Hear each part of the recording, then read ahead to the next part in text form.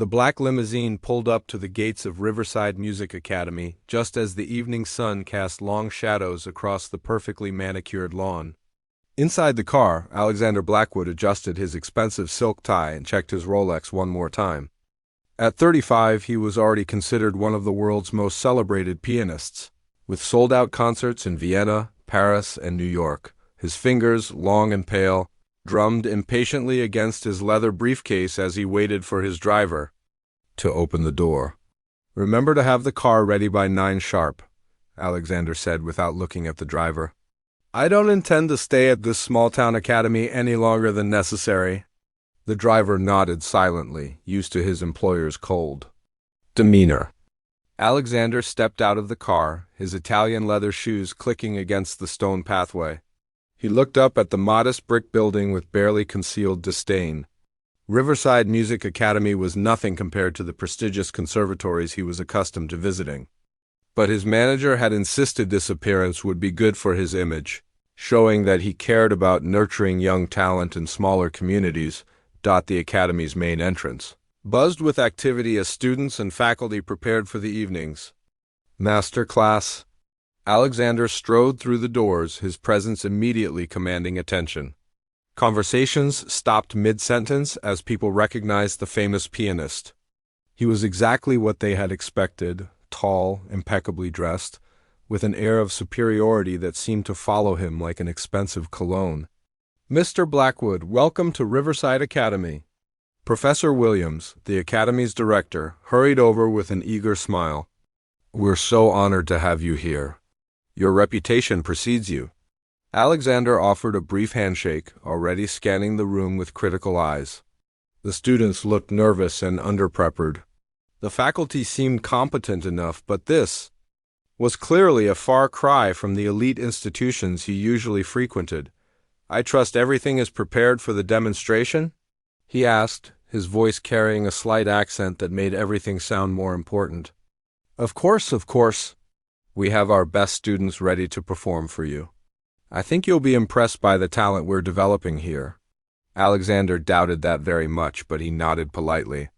As they walked through the academy's halls, he noticed the worn carpets and outdated equipment. The pianos, while well-maintained, were clearly not the concert-quality instruments he was used to playing. Still, he reminded himself, this was just one evening. He would give his demonstration, offer some patronizing advice to the students, and be back in his hotel suite before 10 o'clock. The masterclass took place in the academy's main recital hall, a modest space that could seat about 200 people. Tonight, it was packed with students, faculty, and local music lovers who had come to see the famous pianist in person.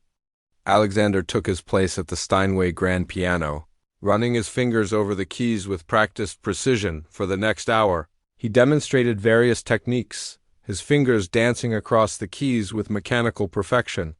Every note was precisely placed, every phrase technically flawless. The audience watched in respectful silence, clearly impressed by his skill. But something was missing. The music, while perfect, felt cold and distant, like watching a beautiful but emotionless performance. "Technical mastery is everything," Alexander announced to the students after finishing a particularly complex piece. "Without proper technique, you cannot call yourself a true musician. I've spent 20 years perfecting my craft, studying under the world's greatest masters. There are no shortcuts to excellence." Several students raised their hands to ask questions, and Alexander answered each one with the same condescending tone. He corrected their posture, criticized their hand positions, and made it clear that they had years of work ahead of them before they could even begin to approach his level of skill. As the formal presentation ended, the academy hosted a small reception in the lobby. Local donors, faculty members, and advanced students mingled with refreshments, hoping to catch a moment with the visiting celebrity. Alexander accepted their praise with practiced grace, though he found their amateur enthusiasm somewhat tiresome. It was during this reception that he first noticed her. She was standing in the corner of the room, away from the crowd, quietly observing the festivities.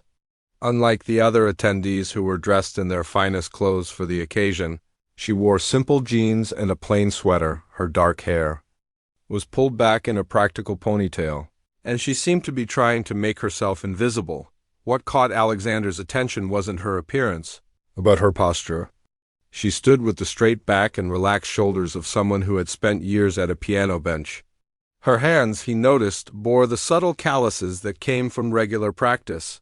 Yet she clearly didn't belong with the academy students or faculty. As he watched, a young student approached her with a question about a piece they were struggling with.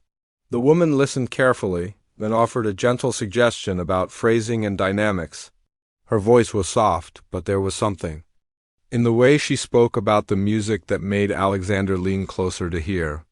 "Try thinking of that passage as a conversation between two voices," she was saying. "The left hand is asking a question, and the right hand is responding with emotion, not just notes." Alexander felt a spark of irritation. Who was this woman? To be giving advice about musical interpretation? He moved closer to the conversation, his presence causing the small group to fall silent. "I couldn't help but overhear," Alexander said, his voice carrying that subtle tone of superiority that had become his trademark. "Are you a faculty member here?" The woman looked up at him with calm eyes. "No, I'm not. A student, then?" "I take some evening classes when I can afford them," she replied quietly. Alexander's eyebrows rose slightly. "I see, and you felt qualified to offer advice about phrasing and interpretation?" A slight flush colored her cheeks, but she maintained her composure. "I was just sharing what I've learned through experience." "Experience," Alexander repeated, as if the word left a bad taste in his mouth. "And what exactly is your experience? Are you a performer? Have you studied at any recognized conservatory?" The woman shook her head. "No, nothing like that. I just love music. I've been playing since I was a child." "Playing?" Alexander said with a slight smile that didn't reach his eyes. "Well, I suppose everyone needs a hobby. But perhaps you should be more careful about offering advice to serious students. Musical interpretation requires years of proper training and study." The group around them had grown larger, attracted by the tension in the conversation. Alexander was aware of the audience, and it only fueled his sense of superiority. This woman, whoever she was, represented everything he despised about amateur musicians, the belief that passion could somehow replace proper training and technique. "I didn't mean to overstep," the woman said quietly. "I was just trying to help." "Help?" Alexander's voice carried across the room now, causing more heads to turn. "Tell me, what exactly do you do here at the academy? Are you a teacher? An administrator?" The woman hesitated, clearly uncomfortable with the attention. "I work here part-time. Maintenance and cleaning, mostly. It helps pay for my classes," a murmur went through the crowd. Alexander felt a surge of vindication. This was exactly what he had suspected, a janitor who thought she could offer musical advice to serious students. The irony was too perfect to ignore. "How fascinating," he said, his voice dripping with false politeness. "A cleaning lady who fancies herself a music teacher. I suppose next you'll be telling us you're a concert pianist in your spare time?" The woman's face flushed deeper, but she didn't back down. "I never claimed to be anything more than someone who loves music. But I don't think that love should be limited by what job someone has to do to survive." Alexander's smile became more predatory. This was exactly the kind of moment he enjoyed, putting pretentious amateurs in their place. Love of music is admirable, of course, but there's a difference between appreciation and expertise. You wouldn't expect a janitor to perform surgery, would you? Music requires the same level of professional training and dedication. The room had gone completely silent now. Everyone could feel the tension building between the world-famous pianist and the quiet academy worker. Some people looked uncomfortable, while others seemed fascinated by the confrontation. "I understand the difference," the woman said, her voice steady despite the obvious embarrassment. "I never claimed to be an expert. I just believe that music speaks to everyone, regardless of their background or training." "How wonderfully democratic of you," Alexander replied. "But I'm afraid music isn't quite so accessible. True musical understanding requires years of study, proper technique, and most importantly, natural talent that can't be taught." He paused, looking around the room at the faces watching their exchange. This was too good an opportunity to pass up. Here was a perfect example of everything wrong with amateur music education, the belief that anyone could simply pick up an instrument and suddenly understand the complexities of musical interpretation. In fact, Alexander continued, his voice taking on a theatrical quality, I'd be willing to demonstrate exactly what I mean. If you're so confident in your musical abilities, perhaps you'd be willing to put them to the test. The silence in the room stretched on for what felt like forever. Every eye was fixed on the woman in the corner, waiting for her response to Alexander's cruel challenge. She stood there, her hands clasped tightly in front of her, clearly feeling the weight of everyone's stares. Alexander watched her with satisfaction, confident that she would back down and apologize for overstepping her place, but then something unexpected happened. The woman lifted her chin slightly, and when she spoke, her voice was quiet but steady. "Oh, right," she said simply. "I accept." A collective gasp went through the crowd. Alexander's smile faltered for just a moment before returning even stronger. Had this cleaning lady really just agreed to compete against one of the world's most celebrated pianists? The audacity was almost amusing. "Wonderful," Alexander said, his voice carrying a note of triumph. "I do admire confidence even when it's misplaced." He turned to address the crowd, playing to his audience like the seasoned performer he was. "Ladies and gentlemen, it seems we have ourselves a most interesting evening planned for tomorrow." Professor Williams stepped forward, looking uncomfortable with the turn of events. "Now, Mr. Blackwood, I'm not sure this is entirely appropriate. Perhaps we could arrange something more educational?"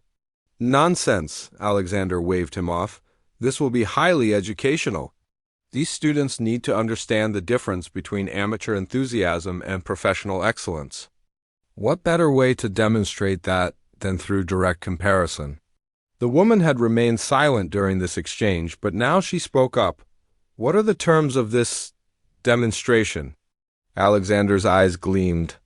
This was the moment he had been waiting for. "Oh, I think we should make it properly official, don't you? After all, if we're going to do this, we might as well do it right." He began pacing slightly, his performer's instincts taking over as he addressed the room. "Here's what I propose. Tomorrow evening, 7 o'clock, right here in this hall. We'll each perform one piece of our choosing. The Academy's board of directors can serve as judges, along with any other qualified musicians present. And the stakes?" Someone called out from the crowd. Alexander's smile became predatory. "Ah yes, the stakes. Well, since our friend here seems so eager to prove herself, let's make it worthwhile. The winner receives a full scholarship to the Academy's graduate program." Murmurs of excitement rippled through the room. A full scholarship was worth thousands of dollars and represented the kind of opportunity that could change someone's life forever. And the loser? The woman asked, though something in her tone suggested she already knew she wouldn't like the answer.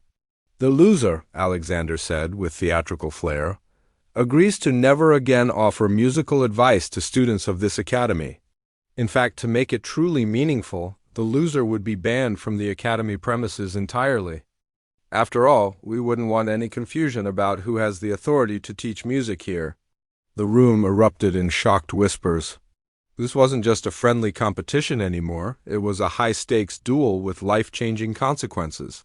Alexander was essentially betting his reputation against this woman's ability to remain at the academy where she worked and studied. "That seems rather extreme," Professor Williams protested. "Surely we can find more reasonable terms." "Not at all," Alexander replied smoothly. "If someone is going to challenge professional expertise, they should be prepared to face professional consequences. Besides, I'm sure our friend here is confident in her abilities, aren't you?" All eyes turned back to the woman. She had gone pale, clearly understanding the full weight of what was being proposed.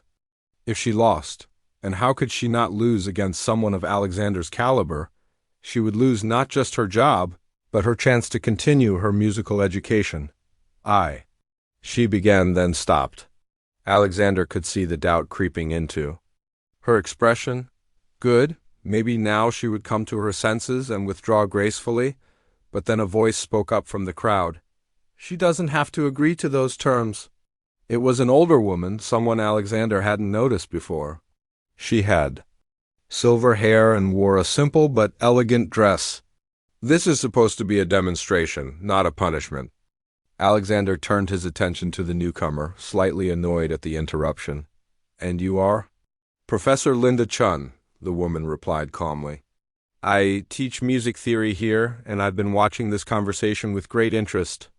Alexander recognized the name. Chun was well respected in academic circles, though she had never achieved the commercial success he had. Professor Chun, how lovely to meet you. I'm sure you understand the importance of maintaining professional standards. I understand the importance of treating people with respect, Chun replied, her voice carrying a quiet authority that made Alexander pause. What you're proposing isn't a musical demonstration, it's a public humiliation. I disagree, Alexander said, though he could sense the mood in the room beginning to shift. I'm simply offering to demonstrate the difference between trained and untrained musicians. If that's humiliating, perhaps the fault lies with those who overestimate their abilities. Professor Chun looked at him with the kind of steady gaze that made Alexander feel like a student being scolded. And what exactly do you gain from this demonstration, Mr. Blackwood? What purpose does it serve beyond satisfying your own ego? The question hung in the air like an accusation. Alexander felt the room's energy changing, people beginning to question his motives. This wasn't going according to plan. He had expected to be seen as the reasonable professional putting an amateur in her place, not as a bully picking on someone. Less fortunate. I'm simply trying to protect these students from false teaching, he said, his voice becoming slightly defensive. Music is a serious art form that requires serious study. Allowing unqualified people to offer advice does more harm than good. And who decides who is qualified? The woman asked suddenly. Her voice was stronger now, as if Professor Chun's support had given her courage. You, because you have more expensive clothes and play in bigger halls? Alexander felt a flash of anger. I decide because I've dedicated my life to mastering this art, because I've studied under the world's greatest teachers and performed for presidents and royalty, because I've earned the right to call myself a professional musician. And what have I earned? The woman asked, stepping forward slightly. What right do I have to love music, to find joy in playing, to share what little I know with others who are trying to learn? The room was completely silent now, everyone hanging on. Every word of this unexpected confrontation. Alexander realized he was losing control of the narrative. What had started as a simple put-down was turning into something much more complex. You have the right to enjoy music as a hobby, he said, trying to regain his composure. But you don't have the right to present yourself as someone qualified to teach it. I never presented myself as anything, the woman replied, her voice growing stronger. I simply tried to help a fellow student who was struggling. I shared what I've learned through years of practice and study, even if that study didn't take place in a famous conservatory. Years of practice? Alexander scoffed. Playing piano as a hobby is hardly the same as professional training.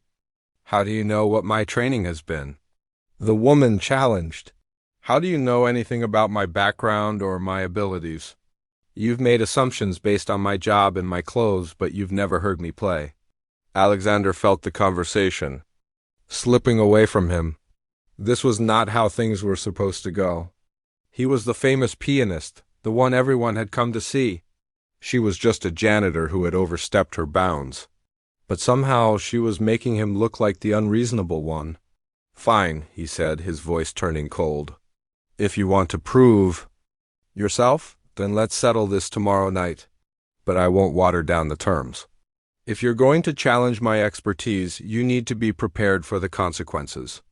The woman looked around the room, seeing the faces of students and faculty members who had become invested in this unexpected drama.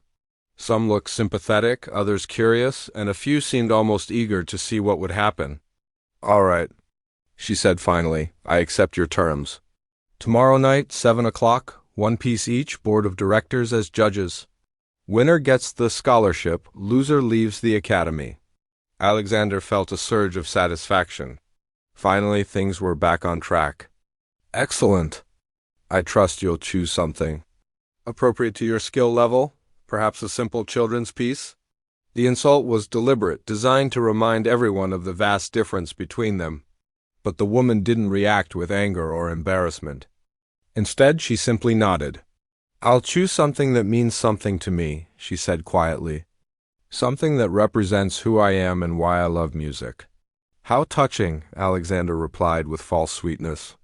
I'm sure it will be very heartfelt. Professor Chun stepped forward again. This has gone quite far enough, Mr. Blackwood. I think you should reconsider. The challenge has been made and accepted, Alexander interrupted. Unless, of course, our friend here would like to withdraw? I would certainly understand if she's having second thoughts. The woman looked at him for a long moment, and Alexander saw something in her eyes that he couldn't quite identify. It wasn't fear or doubt. It was something else entirely. Something that made him slightly uncomfortable. No, she said simply. The next morning came with a buzz of excitement that spread through Riverside Academy like wildfire. Word of the piano duel had traveled far beyond the academy walls, and by 10 o'clock the main office was fielding calls from local newspapers, radio stations, and even some music bloggers who had somehow heard about the unusual challenge. Alexander woke up in his luxury hotel suite feeling refreshed and confident. He ordered room service, fresh fruit, artisanal coffee, and croissants, and spent the morning answering calls from his publicist, who was both thrilled and concerned about the unexpected media attention. This could be fantastic for your image, his publicist gushed over the phone. The great Alexander Blackwood, champion of musical excellence, taking time to educate the masses. Very noble, very inspiring. Exactly what I was thinking, Alexander replied, sipping his coffee while gazing out at the city below. Sometimes it's important to remind people what true artistry looks like. Meanwhile, at the academy, the atmosphere was electric. Students, clustered in small groups, discussing the upcoming performance with the kind of excitement usually reserved for major sporting events. The faculty was divided. Some thought Alexander's challenge was unnecessarily cruel, while others believed it might serve as a valuable lesson about the importance of proper training. But it was the woman at the center of it all who remained the biggest mystery. She had arrived for her morning shift at 6 o'clock, just as she always did, carrying her cleaning supplies and wearing the same simple clothes. She worked quietly through the halls, emptying trash cans and mopping floors, seemingly unbothered by the whispers and stares that followed her wherever she went. Did you hear what happened last night? One student whispered to another as she passed by. She actually accepted his challenge. Can you believe it? I heard she's been taking classes. Here for years, another replied. Maybe she's better than we think. The woman continued her work without acknowledging the conversations, but those who looked closely might have noticed the slight tension in her shoulders, the way her hands gripped the mop handle just a little tighter than usual. Professor Chun found her during lunch break, cleaning the windows in the main hallway. We need to talk, she said gently. The woman looked up, her face showing the first signs of the stress she had been hiding. If you're going to try to talk me out of this, please don't. I've already made my decision. I'm not here to talk you out of anything, Chun replied. I'm here to make sure you understand what you're walking into. They found a quiet corner in the faculty lounge, away from the curious eyes and ears of students. Chun poured 2 cups of coffee and sat down across from the woman, studying her face carefully. Tell me about your background, Chun said simply. The real story. The woman was quiet for a long moment, staring into her coffee cup. Why does it matter? Everyone's already decided who I am based on what they can see. Because, Chun replied, I've been teaching music for 30 years, and I can tell the difference between someone who plays piano as a hobby and someone who has real training. The way you talked about phrasing last night, the way you carry yourself, there's more to your story than you're letting on. A small smile played at the corners of the woman's mouth. You're very observant, Professor. So tell me. The woman took a deep breath. My name is Grace, Grace Williams. I started playing piano when I was 4 years old. My grandmother was a concert pianist back in China before she moved to America in the 1960s. She gave up her career to raise a family. But she never stopped playing. Chun nodded, encouraging her to continue. I was ... was good. Very good. I won competitions, got scholarships, was accepted to Juilliard when I was 16. Grace's voice grew softer. Everyone said I was a prodigy, that I had a gift. What happened? Life happened, Grace said simply. My grandmother got sick just before I was supposed to start at Juilliard. Alzheimer's. My parents both worked 2 jobs just to pay the bills. And someone needed to take care of her, so I stayed. Chun felt her heart sink. She had seen this story before. Talented young musicians whose dreams were derailed by family circumstances, by the harsh realities of life that conservatory brochures never mentioned. For 12 years, I took care of her, Grace continued. I worked whatever jobs I could find during the day, and I took care of her at night. I kept playing, practicing on an old upright piano we had in the apartment, but my dreams of being a concert pianist, those had to wait. And your grandmother? She passed away 2 years ago. Grace's voice was steady, but Chun could see the pain in her eyes. That's when I moved here and started taking classes. I'm 28 now, Professor. Too old to be a prodigy, too old for most of the programs I once dreamed of attending. The pieces were falling into place for Chun. This wasn't just some amateur who had been inspired by a few piano lessons. This was a trained musician who had sacrificed her career for family, who had spent years keeping her skills sharp while the world moved on without her. Does Alexander know any of this? Chun asked. Grace shook her head. He never asked. He saw the uniform, the job, and decided he knew everything about me. You could tell him.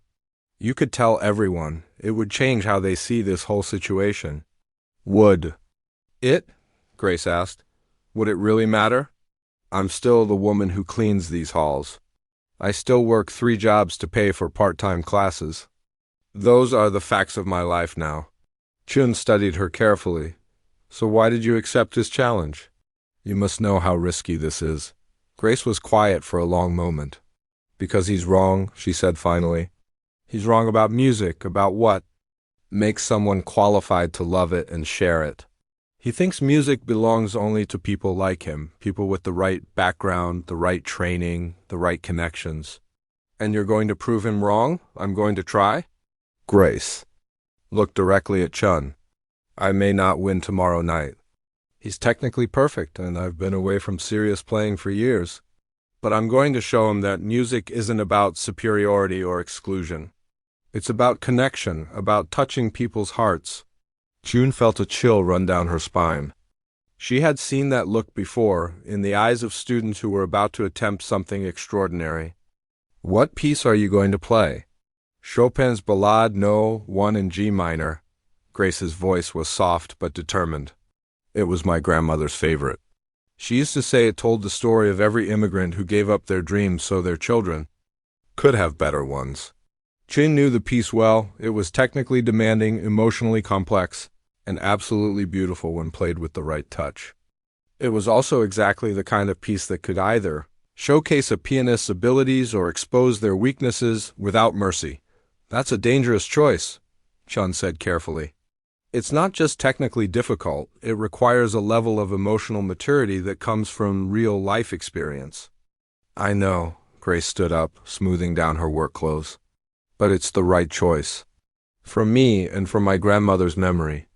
As Grace left the faculty lounge, Chun sat alone with her coffee, thinking about the events that had been set in motion. Across town, Alexander was probably practicing his chosen piece, confident in his ability to demonstrate his superior training and technique. He had no idea that he was about to face someone whose musical education had been shaped not just by conservatory training, but by years of sacrifice, loss, and the kind of life experiences that couldn't be taught in any classroom. The day passed in a blur of anticipation. Students and faculty found excuses to walk past the recital hall, where maintenance staff were setting up extra seating to accommodate the larger-than-expected crowd. The Academy's board of directors held an emergency meeting to discuss the unusual situation, ultimately deciding that they would honor their commitment to serve as judges. Though several members expressed concern about the precedent being set, Alexander spent the afternoon in his hotel room, running through his chosen piece, Rachmaninoff's Piano Concerto No. 2, the same piece he had performed hundreds of times in concert halls around the world. He played it flawlessly, as always, each note precise and technically perfect. To him, this was simply another opportunity to demonstrate his superiority, another chance to remind the world why he was considered one of the greatest pianists of his generation. But as evening approached, something strange began to happen. Word of the challenge had spread beyond the local community, and people began arriving from neighboring towns and even from the state capital. Music teachers, conservatory students, retired musicians, and music lovers of all kinds came to witness what was being described as a David versus Goliath battle in the world of classical music. The local news station sent a crew to cover the story, and several music bloggers set up live streams to share the event with their followers. What had started as a simple demonstration of musical hierarchy was turning into something much larger, a public examination of what it meant to be a musician, and who had the right to claim that title. As the sun set over Riverside Academy, the stage was set for a confrontation that would challenge everything both Alexander and Grace believed about music, talent, and the true meaning of artistry. Neither of them knew it yet, but this evening would change both of their lives forever. The only question was, who would be changed the most? 7 o'clock was still hours away, but the academy was already buzzing with an energy that felt electric. Grace finished her regular work shift at 3 in the afternoon, hung up her cleaning apron for the last time that day, and quietly made her way to the small practice room in the basement that she had been using for months. The room was barely larger than a closet, with an old upright piano that was slightly out of tune and a single window that looked out onto the parking lot. But for Grace, it had become a sanctuary. This was where she came every evening after work, where she slowly rebuilt the skills that years of caring for her grandmother had forced her to set aside. As she sat down at the bench, her hands trembling slightly, she thought about all the nights she had spent in this room, playing softly so as not to disturb classes upstairs, working through pieces that had once been second nature to her, slowly finding her way back to the music that had always been her first love. Meanwhile, Alexander was having quite a different afternoon. After a leisurely lunch at the city's finest restaurant, he had returned to his hotel suite where a small crowd of reporters was waiting to interview him. He held court in the elegant lobby, answering questions with the practiced ease of someone who had been dealing with media attention for decades. "Mr. Blackwood, what made you decide to issue this challenge?"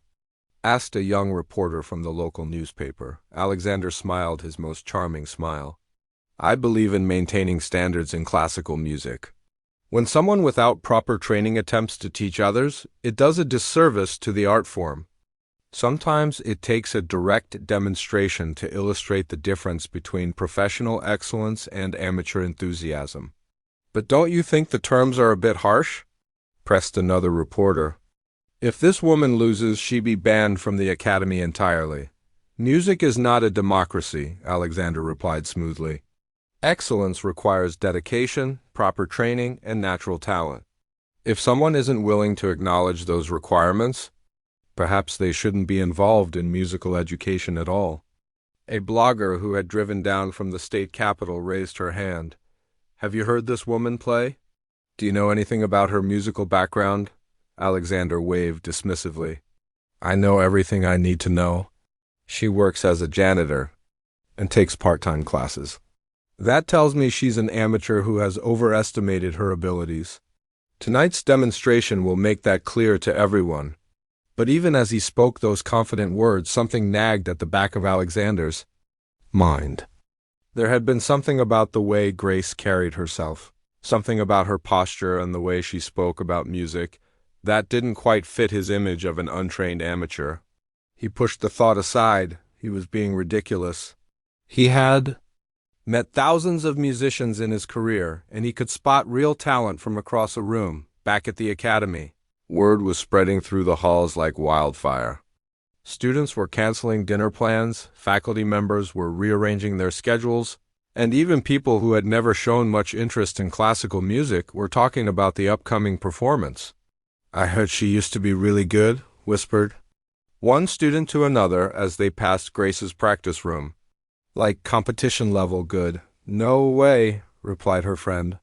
"If she was that good, why would she be working as a janitor?" In the practice room, Grace could hear the muffled conversations through the thin walls, but she tried to block them out. She had work to do. Her fingers moved across the keys, working through the opening measures of Chopin's Ballade No. 1. The piece was like an old friend, familiar, comforting, but also demanding in a way that required her complete attention. She had chosen this piece not just because it was her grandmother's favorite, but because it told a story that felt deeply personal to her. The ballade moved through different emotions: hope, struggle, triumph, loss, like chapters in a book about the immigrant experience. It was a piece that required not just technical skill, but emotional honesty. As she played, memories flooded back, her grandmother's hands guiding hers on the keyboard when she was small. The pride in her grandmother's eyes when Grace won her first competition at age 8. The difficult conversation when Grace had to tell her acceptance letter to Juilliard that she wouldn't be coming. "Music is not about showing off," her grandmother had always said in her accented English. "Music is about telling truth. If you can tell truth with piano, people will listen. If you just show technique, they will forget you tomorrow." Grace's fingers stumbled slightly over a difficult passage, and she stopped, taking a deep breath. She was nervous, more nervous than she had been in years. This wasn't just about proving Alexander wrong. This was about proving something to herself. Could she still be the musician she had once been? Could years of sacrifice and hard work be overcome in one evening? Professor Chun appeared in the doorway, carrying 2 cups of tea. "Mind if I listen for a while?" Grace nodded gratefully, accepting the warm cup. "I'm not sure I'm ready for this." "Tell me about the piece," Chun said, settling into the room's only chair. "Why did you choose it?" Grace's fingers found the opening notes again, playing them softly. "My grandmother used to say that every immigrant family has a story like this ballade. It starts with hope, the dream of a better life in a new country. Then comes the struggle, the realization that dreams don't come easy. There are moments of triumph, but also moments of loss." She played through the piece's famous opening theme, the melody floating through the small room like a conversation between past and present. "She gave up her career as a pianist to come to America," Grace continued, her voice soft. "She never regretted it, but I know she missed performing. Sometimes I would catch her playing this piece late at night when she thought everyone was asleep. She would play it with tears in her eyes." Chun listened as Grace moved into the more turbulent sections of the piece, her technique showing the careful training of her youth combined with an emotional maturity that came from life experience. "You know," Chun said quietly, "Alexander has no idea what he's getting into." Grace stopped playing and looked at her teacher. "He's technically perfect. I've heard recordings of his performances. I can't compete with that level of precision." Precision isn't everything," Chun replied. "I've been to many of his concerts over the years. He plays every note perfectly, follows every marking in the score, never makes a mistake. But he also never surprises you. His performances are technically flawless and emotionally empty." "That's not necessarily a bad thing," Grace said. "Technical perfection is what most people expect from a professional pianist." "Is it?" Chun asked. "Think about the performances that have moved you the most in your life. Were they perfect, or were they honest?" Grace thought about her grandmother's late-night playing, about the way those imperfect performances in their small apartment had carried more emotional weight than many professional concerts she had attended. "The Academy's recital hall is filling up," Chun said, changing the subject. "Word has gotten out about your background. People are coming from all over the state to hear this." Grace felt her stomach clench with anxiety. "That makes it worse." "No," Chun said firmly. "That makes it important. Do you know how many young musicians have given up their dreams because They think they don't fit the traditional mold? How many people believe that music belongs only to those with expensive educations and perfect backgrounds? She leaned forward, her voice becoming more intense. Tonight, you have a chance to show them something different. You have a chance to prove that music belongs to anyone willing to pour their heart into it. Grace looked down at her hands at the calluses from cleaning work that sat alongside the fingertip calluses from years of piano practice. They told the story of her life. Someone who had learned to balance dreams with responsibility, who had found ways to keep music alive, even when circumstances tried to kill it. "What if I forget the notes?" she asked quietly. "What if my technique isn't good enough anymore?" "Then you'll be human," Chung replied. "And sometimes being human is more powerful than being perfect." As the afternoon wore on, Grace continued, practicing, working through the difficult passages that had given her trouble, trying to find the right balance between technical accuracy and emotional expression. With each repetition, she felt herself growing more confident, not in her ability to match Alexander's perfection, but in her ability to tell her story through the music. Outside, the sun was beginning to set, casting long shadows across the academy grounds. Cars were already arriving in the parking lot, even though the performance wasn't scheduled to begin for another 2 hours. Food trucks had appeared, drawn by the unexpected crowd. Local news vans were setting up in the courtyard. What had started as a simple challenge between two musicians was turning into something much larger, a public examination of what it meant to be an artist, and whether excellence could be measured purely in technical terms. In his hotel room, Alexander was putting on his concert attire, an expensive black suit, perfectly pressed shirt, and Italian leather shoes that cost more than most people made in a month. He looked at himself in the mirror, practicing his confident smile, preparing for what he assumed would be another easy victory. By 6:30, the Academy's main recital hall was packed beyond capacity. Every seat was filled, and people stood along the walls, crowded in the aisles, and even sat on the floor near the stage. What had started as a simple demonstration had turned into the musical event of the year for the entire region. The audience was unlike anything the Academy had ever seen. There were conservatory students who had driven hours to witness what they thought would be a masterclass in humiliation. Local music teachers sat next to retired musicians, curious teenagers next to elderly couples who remembered when classical music was more popular. Food service workers from nearby restaurants had come on their breaks, drawn by word-of-mouth stories about one of their own taking on a world-famous pianist. Alexander arrived at exactly 7 o'clock. In a black limousine that drew stares and whispers from the crowd gathered outside. He stepped out wearing his perfectly tailored concert attire, his hair styled to perfection, looking every inch the international star he had worked so hard to become. Camera phones flashed as he made his way to the entrance, and he paused to sign a few autographs and pose for pictures. "Feeling confident tonight, Mr. Blackwood?" called out a reporter. Alexander flashed his practiced smile. "Always, excellence speaks for itself." Inside the hall, the atmosphere was electric with anticipation. People whispered excitedly, sharing rumors and speculation about what they were about to witness. Some had come expecting to see a master musician demonstrate his superiority. Others had come hoping to see an underdog story unfold. Grace had been waiting in a small room behind the stage for the past hour, trying to calm her nerves. She wore the same simple black dress she had bought years ago for her grandmother's funeral, the only formal outfit she owned. Her hands were shaking slightly, and she kept running through the opening measures of her chosen piece in her mind. Professor Chun knocked softly and entered the room. "How are you holding up?" "Terrified," Grace admitted honestly. "I keep thinking about all the people out there, all the cameras. What if I make a fool of myself?" "You won't," Chun said firmly. "But even if you did, would that be worse than never trying at all?" Through the thin walls, they could hear the murmur of the crowd, the scraping of chairs as people settled in, the occasional laugh or excited exclamation. The sound made Grace's stomach twist with anxiety. "I used to dream about playing for audiences like this," she said quietly. When I was young, I would imagine myself on stage at Carnegie Hall or Lincoln Center.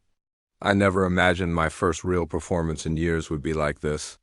Maybe that's what makes it perfect, Chun replied. You're not playing for critics, or judges, or people who expect perfection. You're playing for real people who just love music. At 7:15, Professor Williams, the Academy director, took the stage to address the crowd. The hall fell silent as he adjusted the microphone. Good evening, everyone. I want to thank you all for joining us for what has turned into quite an extraordinary event. As you know, we have two pianists who will each perform one piece this evening.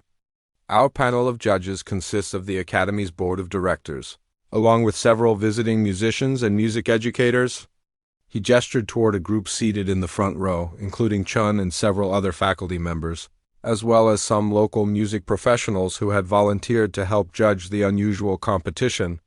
Mr. Alexander Blackwood, our visiting artist, will perform first, followed by Grace Williams, one of our part-time students.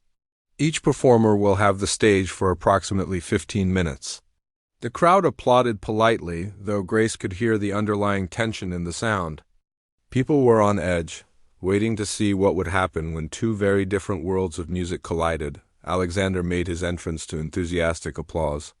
He walked to the beautiful Steinway grand piano with the confident stride of someone who had performed on the world's greatest stages. He adjusted the bench precisely, tested the pedals, and ran his fingers over the keys with practiced ease. Ladies and gentlemen, he announced, his voice carrying easily through the hall without amplification, I will be performing the first movement of Rachmaninoff's Piano Concerto No. 2 in C minor. A murmur of appreciation went through the crowd. It was a beloved piece, technically demanding and emotionally powerful when played well. Alexander had chosen it specifically because it would showcase his technical abilities. While remaining accessible to a general audience, he positioned his hands over the keyboard and began. From the very first notes, it was clear that Alexander was a master of his craft. His technique was flawless, every note precisely placed, every dynamic carefully controlled. His fingers flew over the keys with mechanical precision, never hesitating, never faltering.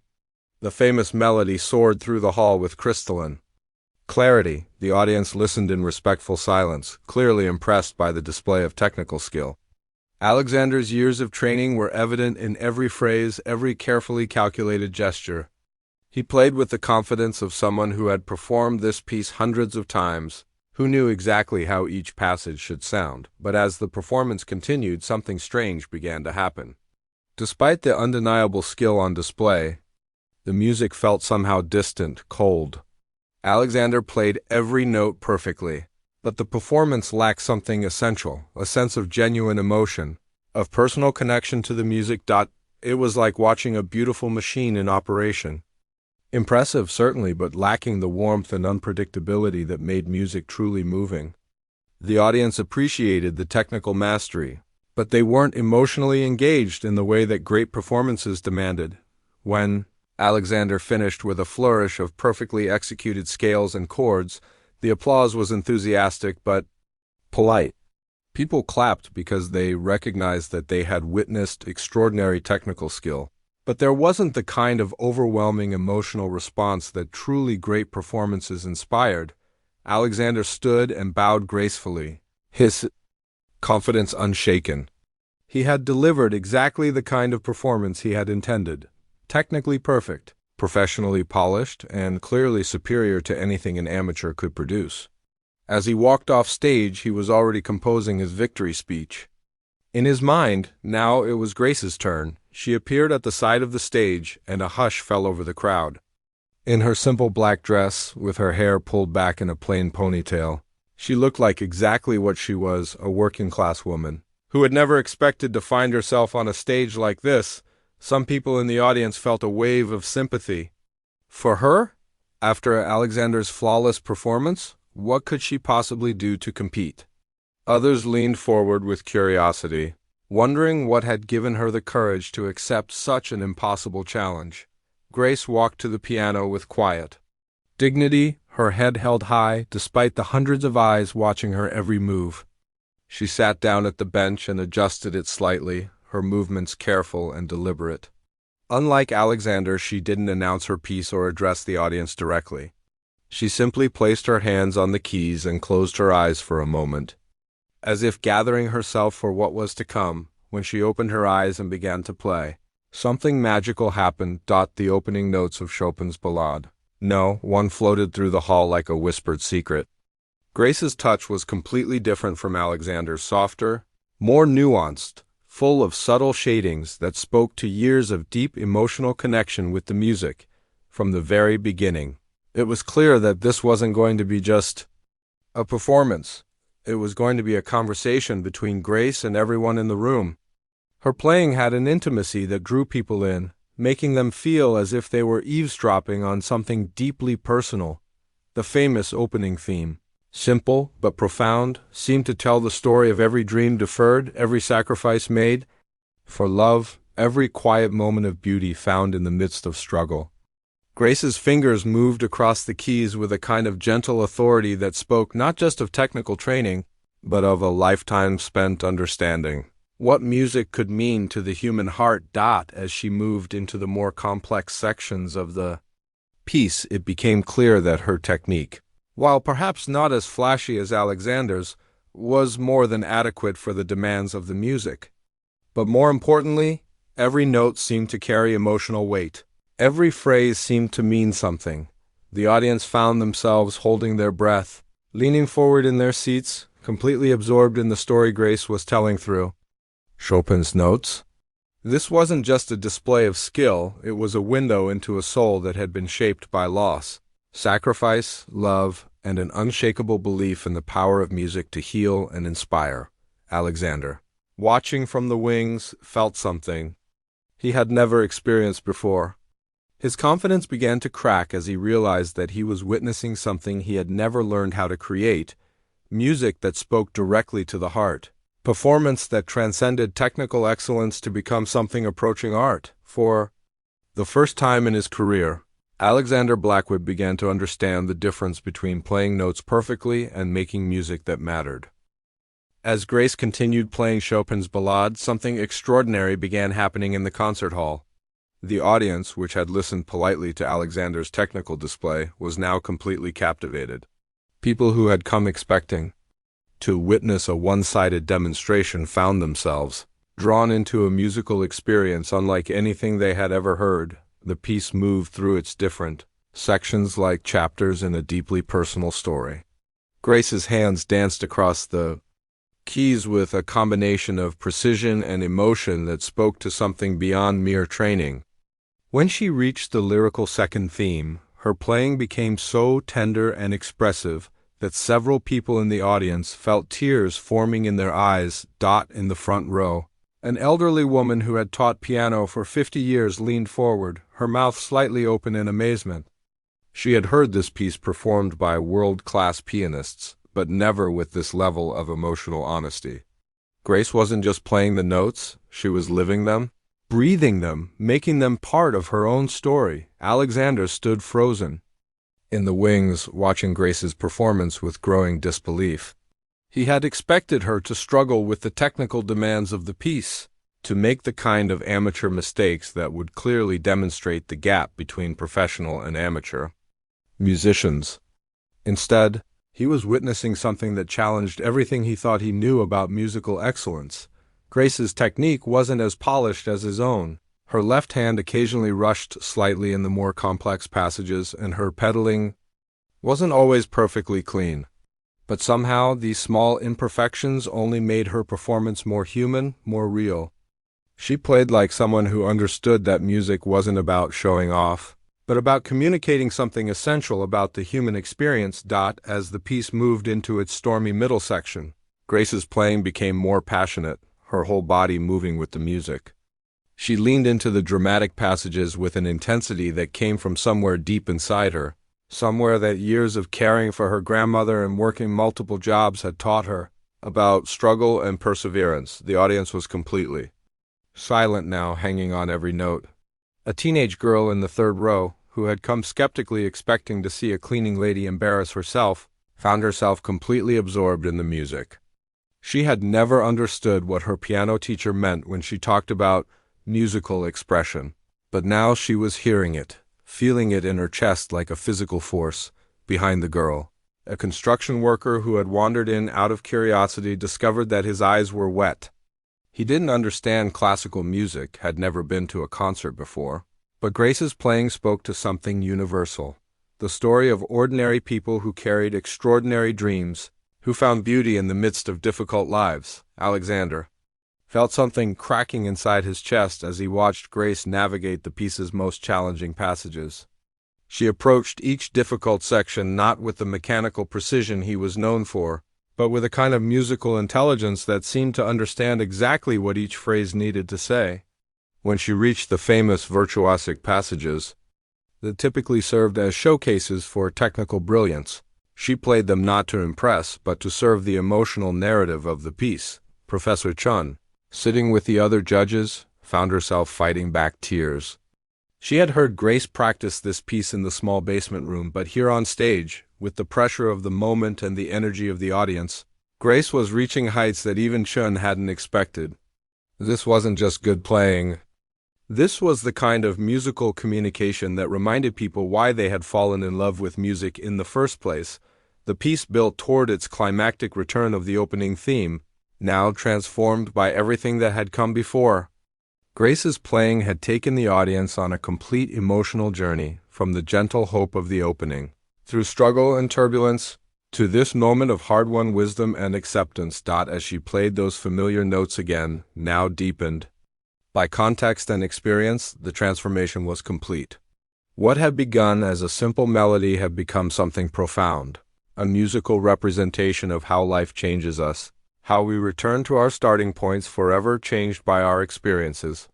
Alexander realized he was holding his breath. In all his years of performing, he had never seen an audience respond to music the way they were responding to Grace. People weren't just listening. They were experiencing something together, sharing in a moment of pure musical communication that transcended the usual boundaries between performer and audience. When Grace finally reached the piece's quiet, contemplative ending, she played those final notes with such tenderness that the silence that followed felt sacred. Her hands lifted from the keys gently, and she sat perfectly still for a moment, as if she too was absorbing what had just happened. The silence stretched on for what felt like an eternity. 500 people sat motionless, processing what they had just experienced. It was the kind of silence that follows only the most extraordinary performances. When an audience needs a moment to return from the emotional journey they've been taken on, then slowly one person began to clap. Then another, then the entire hall erupted in the kind of thunderous applause that shakes buildings and changes lives. People leaped to their feet, their hands already sore from clapping, but unable to stop. The teenage girl was crying openly now, not from sadness, but from the overwhelming beauty of what she had just heard. The construction worker was applauding so hard his hands hurt, but he couldn't make himself stop. The elderly piano teacher was on her feet, tears streaming down her face, clapping not just for Grace but for everything that performance had represented. Grace sat at the piano bench, overwhelmed by the response. She had poured everything she had into that performance, years of suppressed dreams, the memory of her grandmother's sacrifices, her own struggles to keep music alive in her life despite everything that had tried to kill it. The audience's reaction told her that her message had been received, that her story had been heard and understood. Alexander stumbled backward from his position in the wings, his face pale with shock. The sound of that applause was like nothing he had ever heard at one of his own concerts. His performances received respectful appreciation, professional acknowledgement of his technical skills. But this was something else entirely. This was the sound of hearts being moved, of lives being touched by music in its purest form. The applause continued for what felt like forever. Grace finally stood and bowed, her simple black dress and humble demeanor making the ovation even more powerful. She wasn't a glamorous star acknowledging her due. She was an ordinary person who had just shared something extraordinary. And, the audience recognized the gift they had been given. Professor Williams had to wait several minutes before he could restore enough quiet to address the crowd. When he finally managed to get people to sit down, the energy in the room was still electric. "Ladies and gentlemen," he said, his own voice shaky with emotion, "I think we can all agree that we have witnessed something very special tonight." The judges didn't need to deliberate. The choice was obvious to everyone in the room, including Alexander himself. Grace hadn't just won the competition, she had redefined what it meant to be a musician, but as the reality of what had just happened began to sink in, Alexander felt something he had never experienced before in his professional life. For the first time, he understood that all his technical perfection, all his professional training, all his international success meant nothing if it couldn't create the kind of connection he had just witnessed. Standing in the wings, watching Grace accept the continued applause of an audience that had been genuinely moved by her performance. Alexander Blackwood began to realize that he had spent his entire career missing the point of music entirely, and that realization was about to change everything. The applause finally began to die down, but the energy in the room remained charged with emotion. Grace walked slowly off the stage, her legs shaking from the adrenaline and the overwhelming response. She had never experienced anything like that. Moment when 500 people rose to their feet as one, united by the music she had shared with them. Professor Williams returned to the microphone, his face still showing the impact of what everyone had just witnessed. "The judges will now briefly confer to make their decision," he announced, though his voice suggested that the outcome was already clear to everyone present. In the wings, Alexander stood motionless, staring at the stage where Grace had just delivered what was arguably the most moving performance the Academy had ever hosted. His hands were trembling, and for the first time in decades he felt completely lost. Everything he had built his identity around, technical perfection, professional superiority, critical acclaim, suddenly felt hollow and meaningless. The teenage girl from the third row found Grace near the side exit, her eyes still red from crying. "That was the most beautiful thing I've ever heard," she said, her voice barely above a whisper. "I've been taking piano lessons for 6 years, but I never understood what music could really do until tonight." Grace smiled gently, still overwhelmed by everything that had happened. "Music has always been there waiting for you," she said softly. "Sometimes it just takes the right moment to really hear it." More people were approaching now, the construction worker who had been moved to tears, elderly couples who wanted to thank her, music students who looked at her with new understanding of what it meant to truly communicate through an instrument.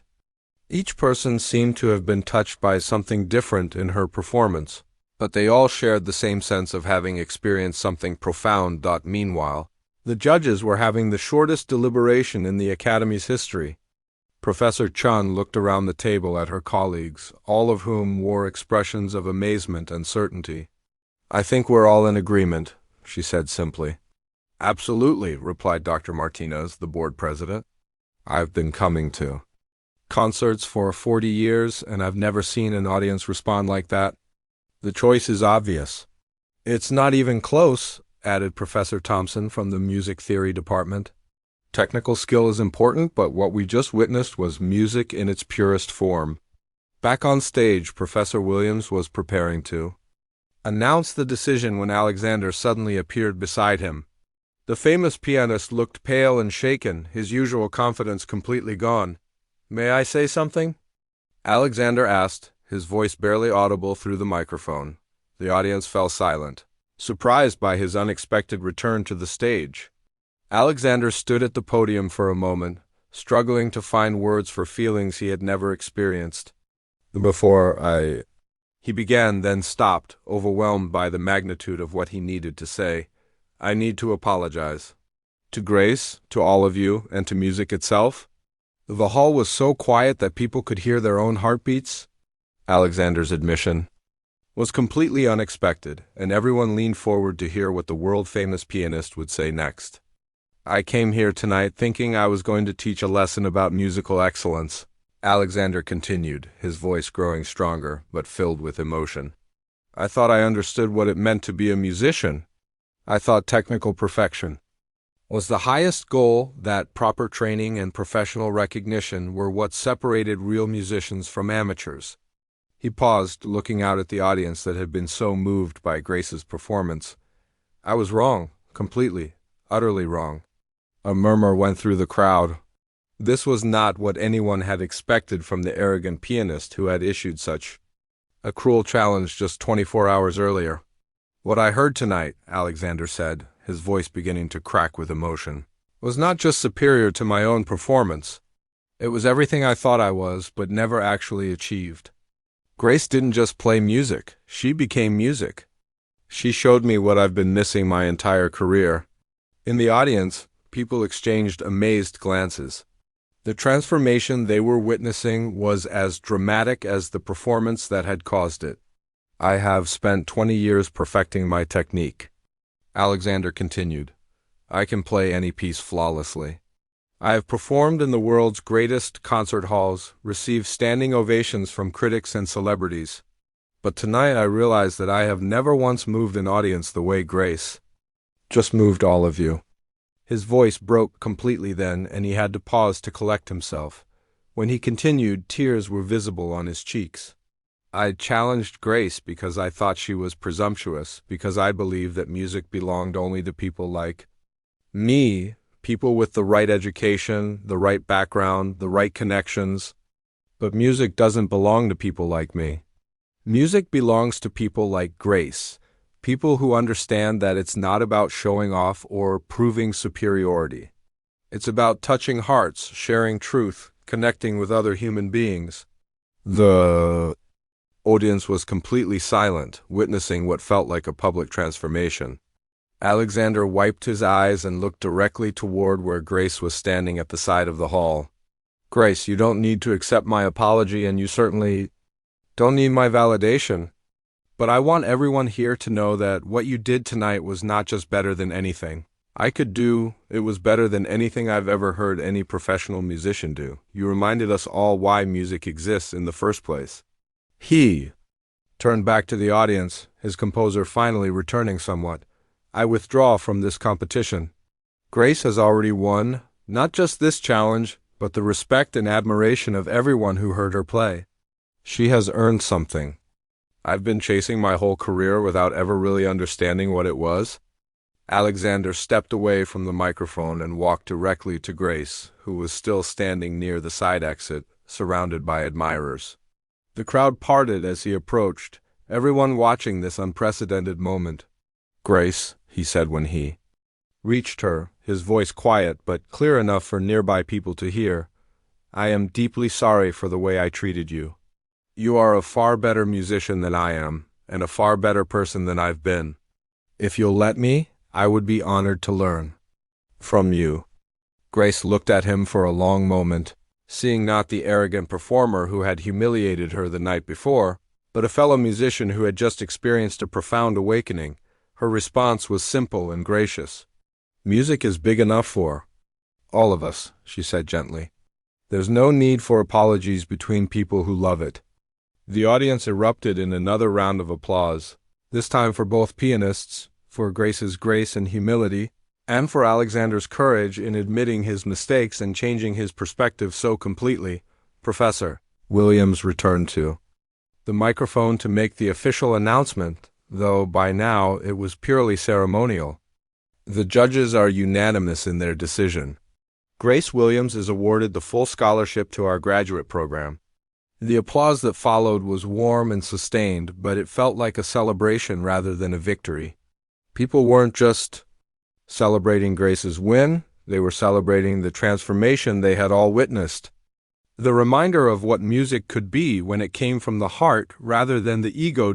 As the evening wound down and people began to leave, many lingered to talk about what they had experienced. Music students discussed how the performance had changed their understanding of what they were trying to achieve.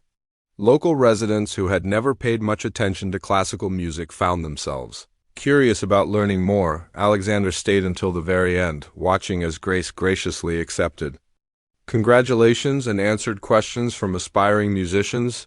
He was learning something new just by observing her interact with people, seeing how she made everyone feel that their musical journey was valid and important, regardless of their skill level or background. When the hall was finally empty except For a few faculty members cleaning up, Alexander approached Grace one more time. "I have a favor to ask," he said quietly. "I have concerts scheduled for the next 6 months, but after that. Would you consider teaching me? Not technique, I think I have enough of that, but what you showed us tonight. I need to learn how to make music matter." Grace smiled, understanding exactly what he was asking for. "I think we could learn from each other," she said. "That's what music is really about, sharing what we know and growing together." As they walked out of the academy together, both musicians understood that this evening had changed not just their own lives, but their understanding of what it meant to be an artist. The night that had begun as a cruel challenge had become something beautiful, a reminder that music's greatest power lay not in technical perfection, but in its ability to connect human hearts across any divide. 6 months later, the same concert hall at Riverside Academy was buzzing with excitement once again. But this time, the atmosphere was completely different. Instead of the tense anticipation that had filled the room during the famous piano duel, there was a warm sense of celebration and community. Grace had settled into her graduate studies with remarkable success. Her unique perspective and life experience had enriched every class she attended, and her fellow students had quickly learned to value her insights about music and performance. She approached her studies with the same humble dedication she had shown in everything else, never letting her newfound recognition change her fundamental character. The teenage girl who had cried during Grace's performance had become one of her most devoted students. Under Grace's guidance, she was learning that technical exercises weren't just about building finger strength, but about developing the tools needed to express genuine emotions through music. "Remember," Grace would tell her students, "the piano doesn't care if you're rich or poor, young or old, trained at a fancy school or self-taught in your grandmother's living room. It only cares if you're willing to be honest with it." Meanwhile, Alexander had undergone the most dramatic transformation of his life. After completing his scheduled concert tour, he had returned to Riverside Academy not as a visiting celebrity, but as a humble student seeking to rediscover what music really meant. The change in him was remarkable. Gone was the arrogant performer who had dismissed anyone without proper credentials. In his place was a man who listened more than he spoke, who asked questions instead of giving lectures, and who approached music with a curiosity and openness he hadn't felt since childhood. "I spent so many years trying to prove I was better than everyone else," he confided to Grace during one of their practice sessions. "I forgot that music is supposed to bring us together, not divide us." Alexander had begun volunteering at the local community center, teaching piano to children whose families couldn't afford private lessons. The experience had been humbling and transformative. These kids didn't care about his famous career or his perfect technique. They just wanted to learn how to make beautiful sounds, and their pure enthusiasm reminded him why he had fallen in love with music in the first place. One of his students was a 7-year-old boy whose family had recently immigrated from El Salvador. The child couldn't afford a piano at home, so Alexander had arranged for him to practice at the academy after hours. Watching this little boy's face light up when he successfully played a simple melody had taught Alexander more about the joy of music than all his years of professional training. Professor Chun observed both Grace and Alexander with deep satisfaction. As an educator, she had always believed that the best learning happened when people from different backgrounds came together to share their knowledge and experiences. Seeing Grace and Alexander support each other's growth had confirmed everything she believed about the power of music to transform lives. The academy itself had been transformed by the events of 6 months ago.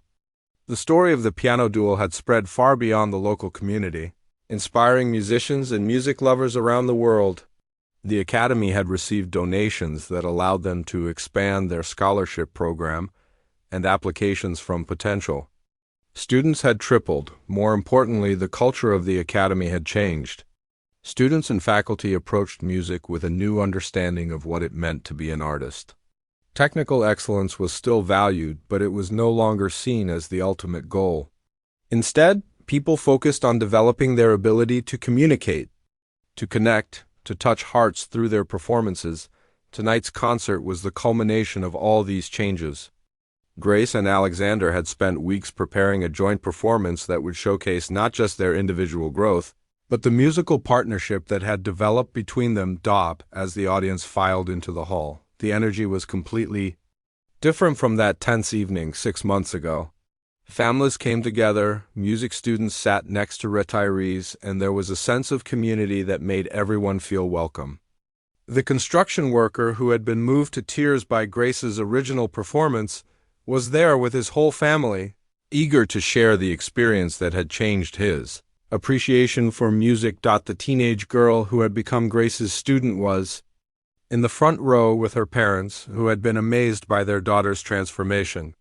She no longer approached piano lessons as a chore to be endured, but as an opportunity to explore her own emotional expression through music. Alexander's young student from El Salvador was there too, sitting proudly with his family and wearing his best clothes for the special occasion. He had been practicing diligently, and Alexander had promised him a chance to perform at the next student recital. When Grace and Alexander took the stage together, the audience applauded warmly. But there was no tension this time, no sense of competition or conflict. Instead, there was anticipation for something beautiful and collaborative. 6 months ago, Grace said, addressing the audience directly, this stage was the site of what we thought was a competition.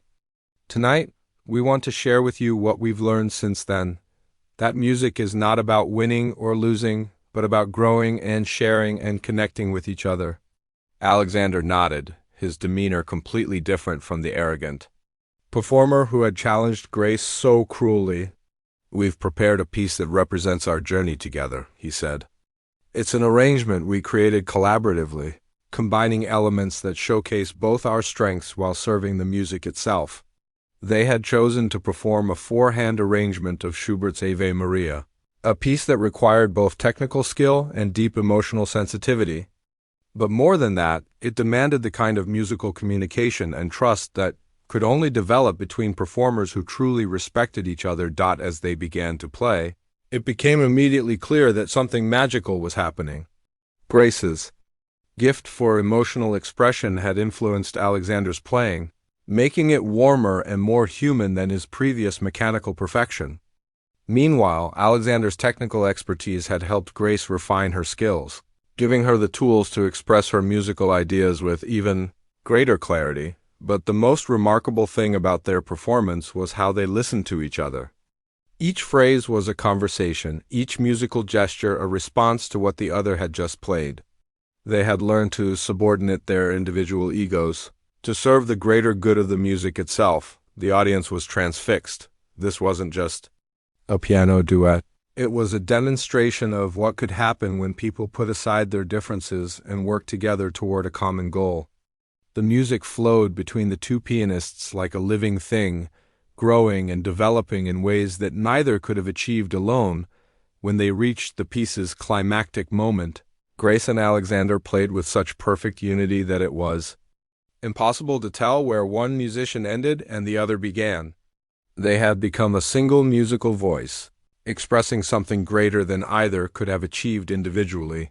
The final notes faded into silence, and for a moment the hall was completely still. Then slowly the audience rose to their feet in another thunderous ovation. But this time the applause wasn't just for the performers, it was for the journey they had all witnessed, the transformation that had brought them to this moment. As Grace and Alexander bowed together, they represented something powerful about the human capacity for growth and change. 6 months ago, they had been adversaries, divided by pride and misunderstanding. Tonight, they stood as partners, united by their shared love of music and their commitment to using that love to bring people together. Professor Chun wiped tears from her eyes as she watched her students accept the audience's appreciation. This was why she had dedicated her life to music education, not just to teach technical skills, but to help people discover the transformative power of artistic expression. After the concert, as people lingered to talk and celebrate, the sense of community was stronger than ever. Students discussed what they had learned from watching Grace and Alexander's collaboration. Parents talked about signing their children up for music lessons. Local residents who had never considered themselves part of the Academy's community found themselves feeling welcomed and included. Alexander spent time with his young student from El Salvador, translating some of the evening's conversations and encouraging the boy's dreams of becoming a musician. The child's enthusiasm reminded Alexander daily of why music mattered, and why it was so important to make it accessible to everyone. Grace found herself surrounded by aspiring musicians who wanted to know how they could develop the kind of emotional honesty she brought to her performances. Her answer was always the same: practice not just with your fingers, but with your heart. Let your music tell your story. As the evening wound down and people began to leave, Grace and Alexander stood together on the stage where their journey had begun. The transformation they had both undergone seemed almost impossible to believe, but it was real and lasting. "Thank you," Alexander said quietly, "for showing me what I had been missing and for giving me the chance to find it." Grace smiled, looking out at the empty hall that had witnessed so much change.